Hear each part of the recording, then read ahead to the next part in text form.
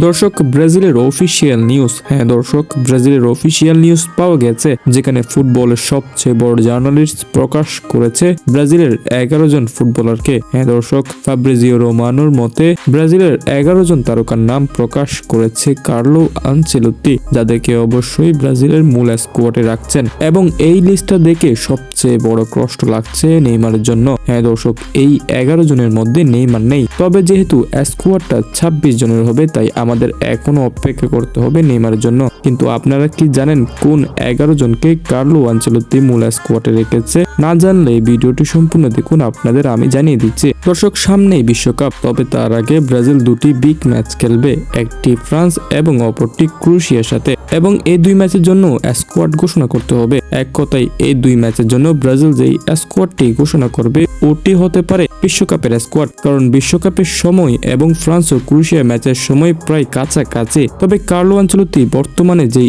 11 জনকে লিস্টে রেখেছেন তাদেরকে একটি শর্ত দিয়েছেন, অবশ্যই তাদেরকে ফিট থাকতে হবে বিশ্বকাপ পর্যন্ত। কোন রকম ইনজুরিতে যদি এই তারকাগুলো পড়ে যায় তাহলে এদেরকেও বাদ দিয়ে দিবে। কিন্তু আপাতত যেহেতু প্রত্যেকে ফিট আছে, তাই তাদেরকে নিশ্চিতভাবে স্কোয়াডে রাখছে, যেখানে প্রথমে আছে এলিসন, 2 নম্বরে মার্কিনহুস, 3 নম্বরে গাব্রিয়েল ম্যাগালেস, 4 নম্বরে ক্যাসামিরো, 5 নম্বরে ব্রুনো গুইমারাইস, 6 নম্বরে ভিনিসিয়াস জুনিয়র, 7 নম্বরে এস্তেভাও উলিয়ান, 8 নম্বরে রাফিনহা এবং 9 নম্বরে রদ্রিগো, 10 নম্বরে ম্যাথিউস কুনহা, 11 নম্বরে গাব্রিয়েল মার্টিনেলি। হ্যাঁ দর্শক, ব্রাজিলের মূল স্কোয়াড লিস্টে এই 11 জনের নাম ইতিমধ্যে ছাপিয়ে দেওয়া হয়েছে, যেটা অফিসিয়ালি ভাবে প্রকাশ করেছে ফুটবলের বড় বড় জার্নালিস্টরা। তবে এখন দেখার পালা বাকি যে তারকাগুলোকে কার্লো আনচেলত্তি ডাকবেন এই স্কোয়াডের মধ্যে, তাদের মধ্যে নেইমার থাকে কিনা।